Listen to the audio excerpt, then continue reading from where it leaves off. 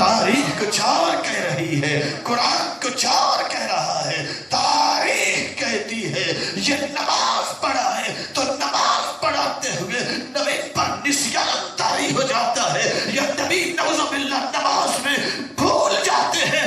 قرآن کہتا ہے خبردار جو نماز میں بھول جائے وہ ملا تو ہوتا ہے، محمد نہیں ہوتا۔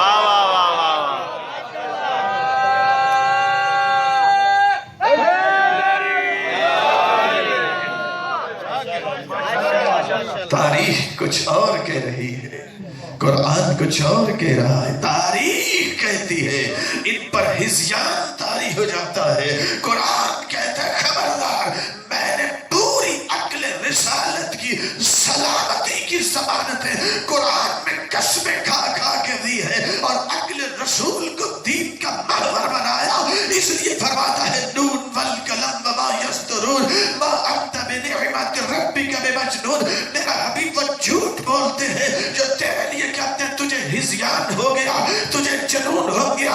حبیب تو نے کاغذ قلم مانگا تھا، حبیب نے قسم کھا کے کہتا ہوں والقلم، تیرے قلم مانگنے کی قسم، وما یسطرون، حبیب تیرے لکھنے کی قسم، ما انت بنعمت ربک بمجنون، حبیب نے قسمیں کھا کے کہہ رہا ہوں حبیب تو مجنون نہیں ہے۔ فَسَتُبْصِرُ وَيُبْصِرُونَ بِأَيِّكُمُ الْمَفْتُونُ، حبیب نے قسمیں کھا کے تجھ سے وعدہ کر رہا ہوں بہت جلدی آپ بھی دیکھیں گے، بہت جلدی یہ بھی دیکھیں گے کیا تم میں سے پاگل کون ہے، تم میں سے جنون کس کو ہے، تم میں سے ہذیان کس کو ہے۔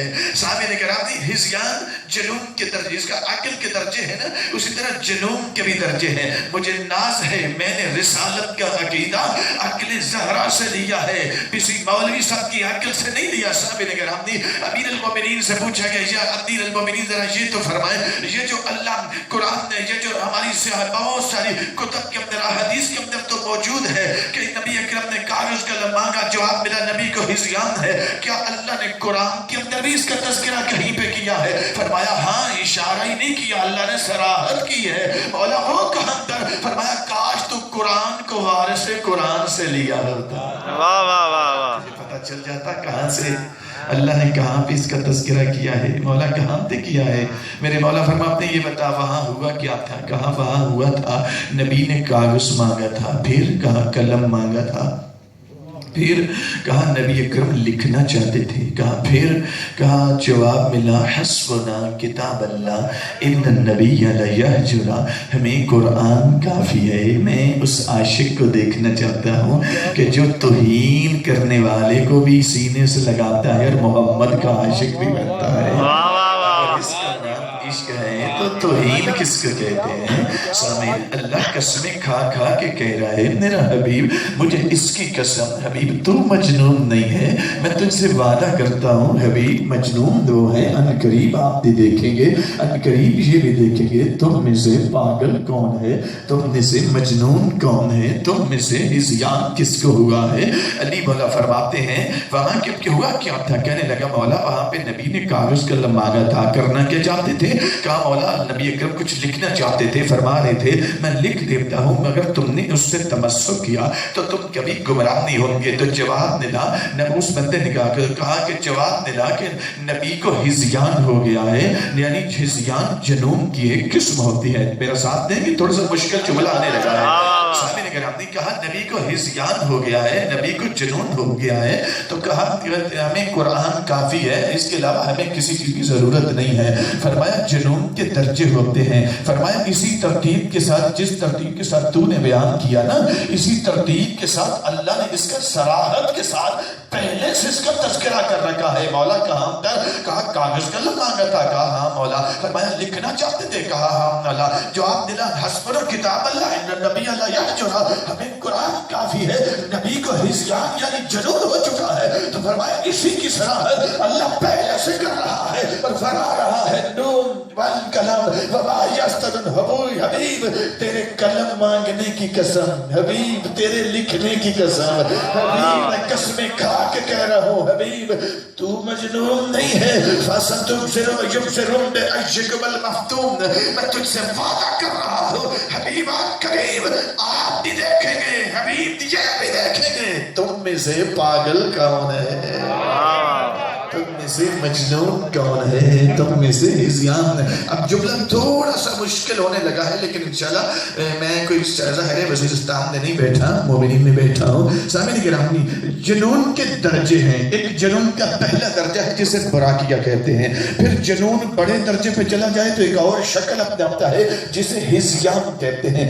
براکیہ جنون کا درجہ، جس میں براکیہ جو وہ کیا کرتا ہے، آپ نے دیکھا ہوگا یقیناً آپ نے اپنے گاؤں میں آپ اس علاقے میں دیکھا ہوگا کسی کو بندہ اکیلا چل رہا ہے، ساتھ کوئی نہیں، وہ بولتا جا رہا ہے، باتیں کر رہا ہے، بیٹھا ہوا ہے اکیلا بول رہا ہے، لیٹا ہوا ہے بول رہا ہے، اسے براکیہ کہتے ہیں۔ یہ جنون کا پہلا درجہ ہے۔ چھوٹے درجے کا جنون ہو اسے براکیہ کہتے ہیں، جو اس میں یہ ہو جائے وہ پھر یہ کرتا ہے، اکیلی باتیں کرتا رہتا ہے۔ جب یہ جنون بڑے درجے پہ چلا جائے تو ایک شکل اپناتا ہے جسے ہذیان کہتے ہیں۔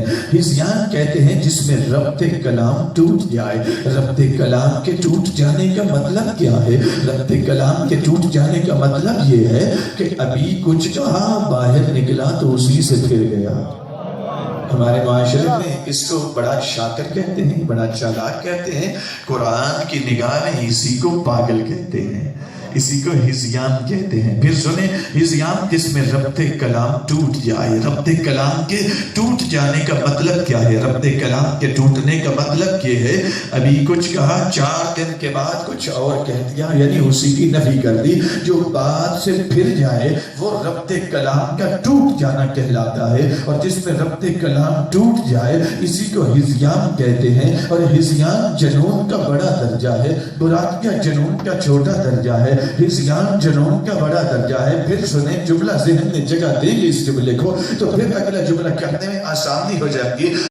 اسے ہذیان کہتے ہیں، اسے ربط کلام کا ٹوٹ جانا کہتے ہیں۔ آپ میرے علی مولا نے اتنی تمہید باندھنے کے بعد آپ اس بندے کو کہا، فرمایا سن، جب 7 دن پہلے نبی اکرم نے کاغذ قلم مانگا تھا، لکھنا چاہتے تھے، جواب ملا نبی کا ہذیان ہے، یعنی نعوذ باللہ نبی کو پتہ نہیں چل رہا، کبھی کچھ کہہ رہے ہیں کبھی کچھ کہہ رہا۔ الیاذ باللہ، یہ کسی شیعہ کا عقیدہ نہیں ہے، جس کا یہ عقیدہ ہو وہ شیعہ ہو ہی نہیں سکتا، وہ کچھ اور تو ہو سکتا ہے، وہ علی کے شیعہ نہیں ہو سکتا، اس لیے کہ ہم نے عقیدہ رسالت کسی بزرگ سے نہیں لیا، عقل علی سے لیا ہے۔ سامعین گرامی، امیر المومنین فرماتے ہیں، سن، ہذیان ربط کلام کے ٹوٹ جانے کو کہتے ہیں۔ فرمایا 7 دن پہلے کہہ رہے تھے ہمیں قرآن کافی ہے، ہمیں حدیث کی ضرورت نہیں ہے۔ فرمایا کہنے لگے کہ نبی کو ہذیان ہے۔ ٹھیک 7 دن کے بعد جب اسی نبی کی بیٹی نے انہی کے دربار میں جا کر جب اسی قرآن کی 6 آیتوں کی تلاوت فرمائی اور اسی قرآن سے انبیاء کی وراثت ثابت کر دی، تو وہ لوگ جو 6 دن پہلے کے 7 دن پہلے یہ کہہ رہے تھے ہمیں قرآن کافی ہے، حدیث کی ضرورت نہیں ہے، آج اسی نبی کی بیٹی سے اسی قرآن کی تلاوت سن کر یہ کہنے پر مجبور ہو گئے کہ ہمیں آج قرآن کافی نہیں ہے، ہمیں حدیث کافی ہے۔ جملہ ظاہر اجمال ہے، اس کے اندر میں واضح کر دیتا ہوں۔ فرمایا جناب سیدہ نے اپنا بابا جان کی رحلت کے 7 دن کے بعد دربار میں جا کر یہ ثابت کر دیا کہ ہذیان ہوتا ہے ربط کلام کا ٹوٹ جانا، جو کبھی کچھ کہتا ہے کبھی کچھ کہتا ہے، جو بات سے پھر جائے اسے ہذیان کہتے ہیں۔ جناب سیدہ نے دربار میں جا کر یہ ثابت کر دیا ہذیان میرے بابا کو نہیں تھا، ہذیان اس کو ہے جو کل کچھ اور کہہ رہا تھا، آج کچھ اور۔